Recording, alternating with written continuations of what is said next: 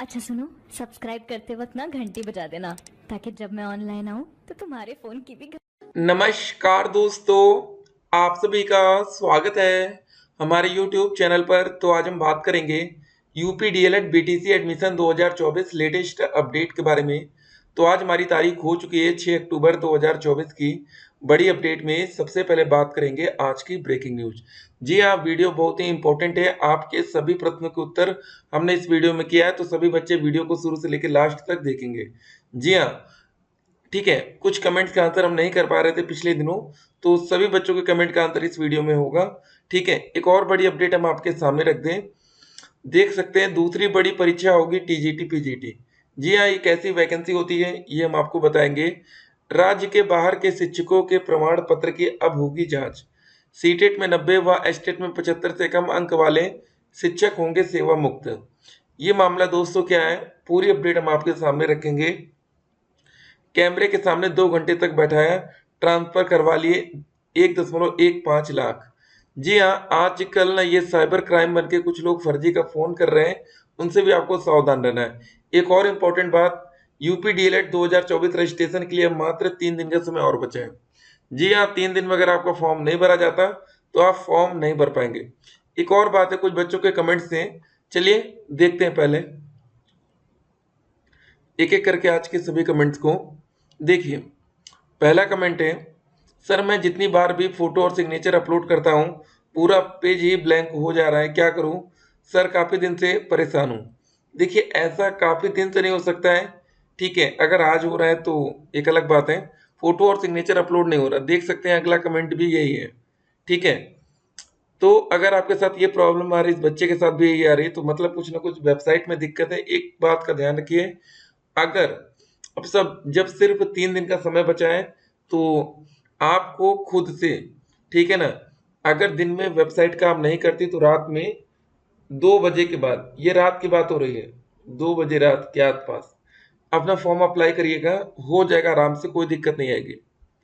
मेरा 6 semester BSc में back आ गई है, फॉर्म फिल कर सकते हैं, प्लीज बता दीजिए। देखिए, अगर आप फेल हैं तो फेल छात्र डीएलएड नहीं कर सकते हैं, नहीं तो देख सकते हैं ना, इतनी जांच होती है आगे चलकर, फिर आप दिक्कत में आ जाएंगे। सर मेरा फॉर्म ग्रेजुएशन के सीजीपीए मिड 10 का मल्टीप्लाई हो गया है, तो क्या फॉर्म रिजेक्ट हो जाएगा? 9.5 से मल्टीप्लाई करने पर मेरी कट ऑफ 229 बन रही है और 10 से 233। प्लीज सर बताइए कैंसिल कर देंगे क्या?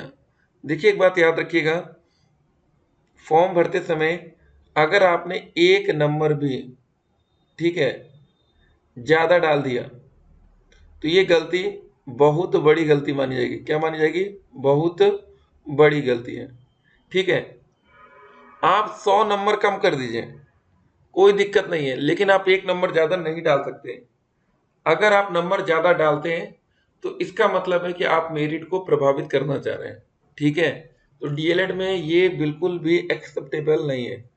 कि मतलब अभी समझ लीजिए आप लोग कि अगर आपने गलती से नंबर ज़्यादा डाला है, वैसे कोई भी बच्चा नंबर ज़्यादा डालकर सरकारी कॉलेज ले सकता है, इसीलिए ऐसा किया जाता है कि नहीं, नंबर अगर आपने ज़्यादा डाला तो आप काउंसलिंग ना कराकर, ठीक है, डायरेक्ट एडमिशन या जिस कॉलेज में आप एडमिशन लेना चाहते हैं उस कॉलेज से पहले बात कर लीजिएगा, फिर देखिएगा। नमस्कार, UP DElEd online registration form fill नहीं हो पा रहा है, उम्र 40 साल है, एक्स आर्मी है, कोई उपाय हो तो बताइएगा, धन्यवाद। देखिए, ऐसी कोई दिक्कत नहीं होनी चाहिए। ठीक है, आपका फॉर्म फिल होना चाहिए, वेबसाइट एकदम ठीक है।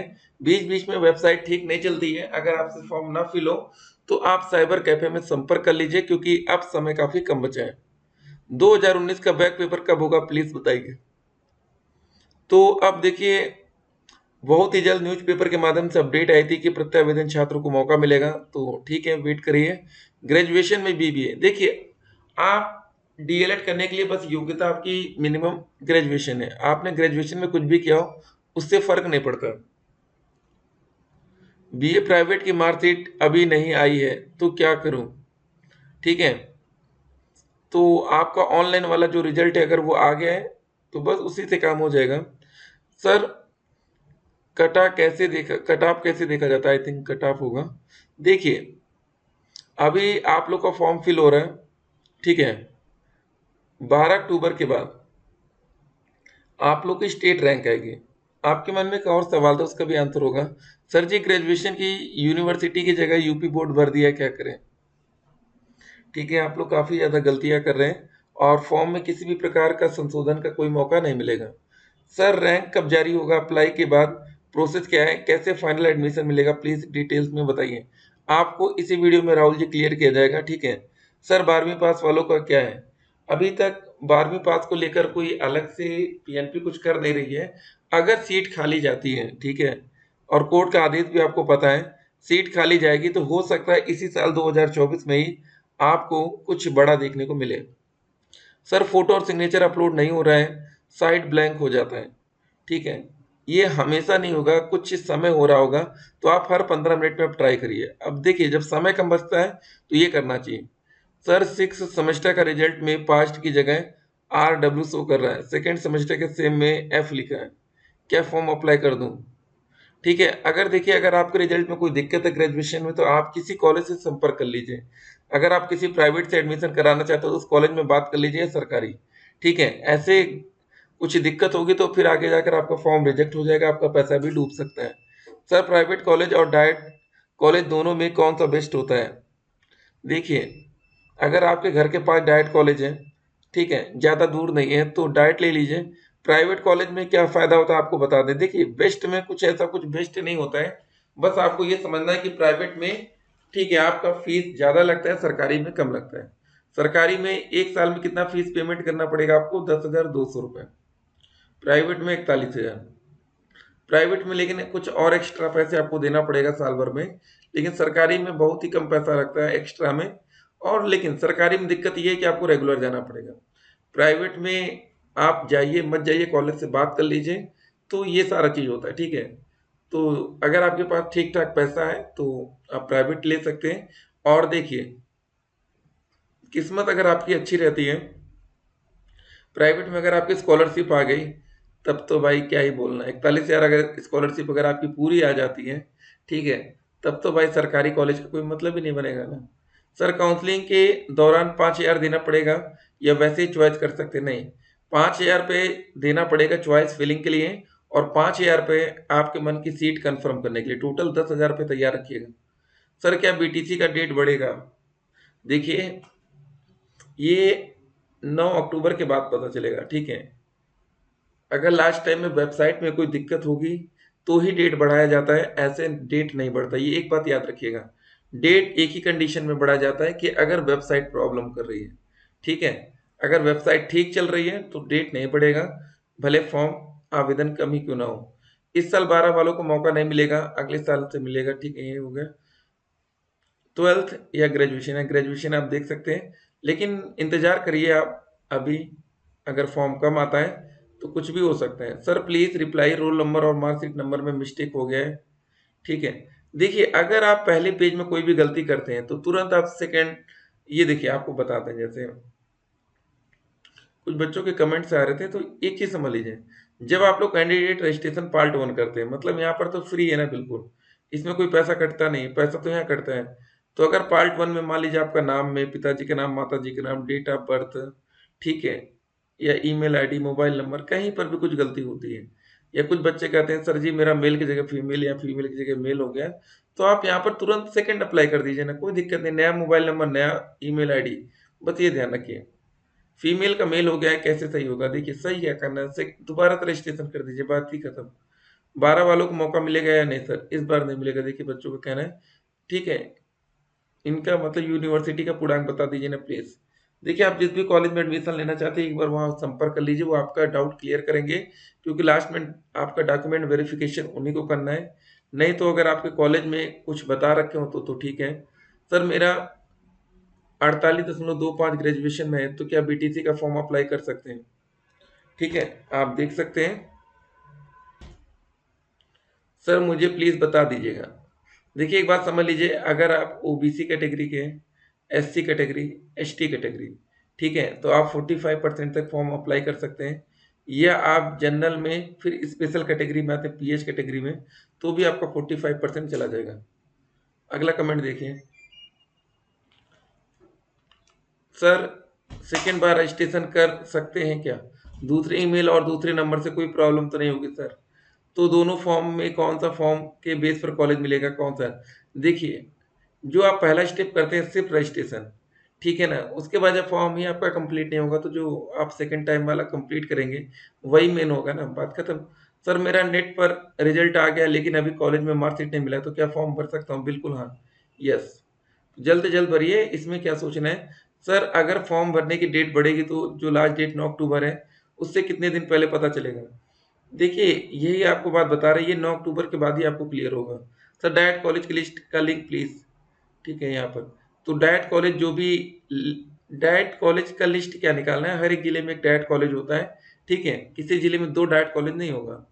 सर आप कमेंट का रिप्लाई नहीं कर रहे हैं, प्लीज़ डीएलएड का डेट एक्सटेंड करवाइए, बैक एग्जाम हुआ है, रिजल्ट नहीं आया।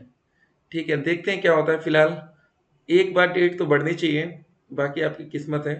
तो अगर आप चाहे तो फ्री में रजिस्ट्रेशन कर दीजिएगा, क्योंकि फीस पेमेंट के लिए एक एक्स्ट्रा दिन टाइम मिलेगा। सर फॉर्म रजिस्ट्रेशन में एरर आ रहा है, ठीक है, बार बार अप्लाई करिए, कोशिश करिए। सर डीएलएड का फॉर्म में रोल नंबर और मार्कशीट नंबर मिस्टेक हो गया, ठीक है, दोबारा कर सकते हैं बिल्कुल। सर मैं 21 डेट को ही फॉर्म ऑनलाइन करने को दिया था, अभी तक फॉर्म कंप्लीट नहीं हुआ, ओटीपी की वजह से ऐसा क्यों हो रहा है? अरे भाई अगर ओटीपी तुरंत नहीं है तो दोबारा आप अप्लाई करिए ना, इतना वेट नहीं करना है। सर काउंसलिंग फॉर्म मतलब रजिस्ट्रेशन कंप्लीट होने के बाद। सर जी गलती से मेरे में पासबुक नंबर की जगह मोबाइल नंबर फिल हो गया है।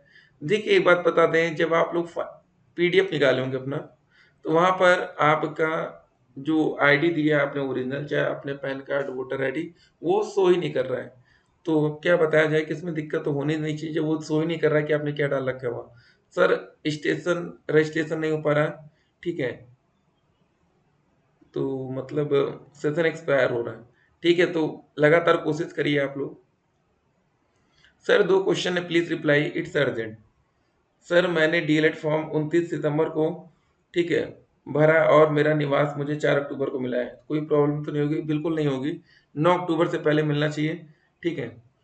सर मुझे 10th में 9 सीजीपीए मिला, मतलब मार्च 427.5 हुआ, बट परसेंटेज में 85.5, ठीक है, तो मैंने इसको राउंड ऑफ करके 428 कर दिया।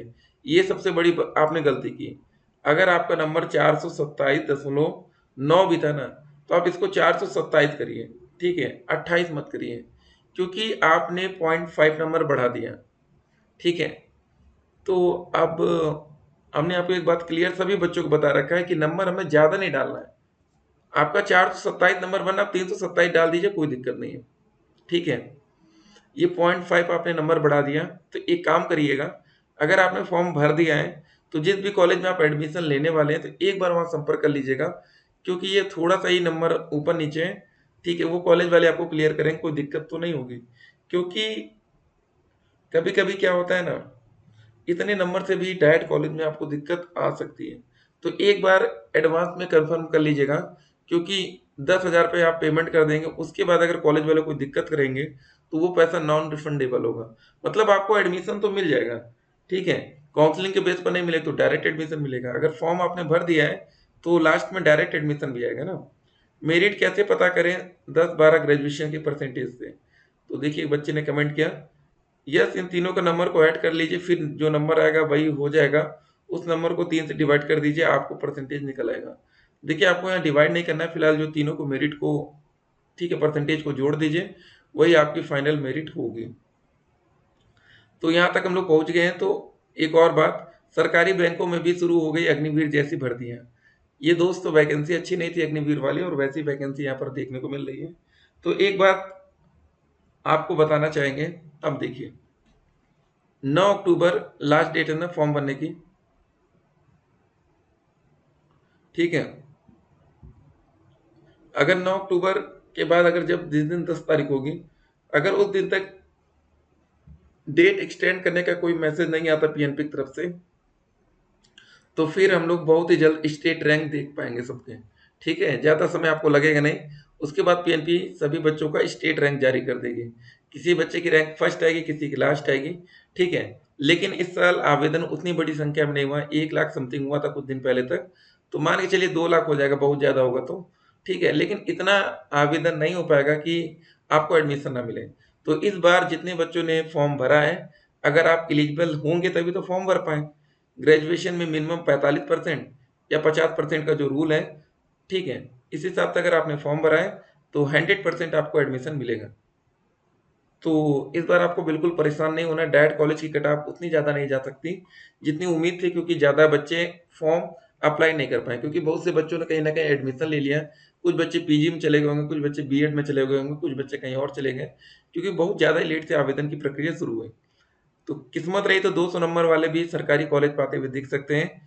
ठीक है, जो भी अपडेट आएगी अपडेट हम आप तक पहुंचाएंगे। जिन बच्चों ने नंबर ज़्यादा डाला है तो आज ही, ठीक है, अगर आपको लगता है आपको डायरेक्ट मिल सकता है तो डायरेक्ट कॉलेज में संपर्क करिएगा, नहीं तो प्राइवेट में। उस बेस पर आप लोग आगे चलकर काउंसलिंग में 5,000 पेमेंट करिएगा, नहीं तो वो पैसा नॉन रिफंडेबल होगा।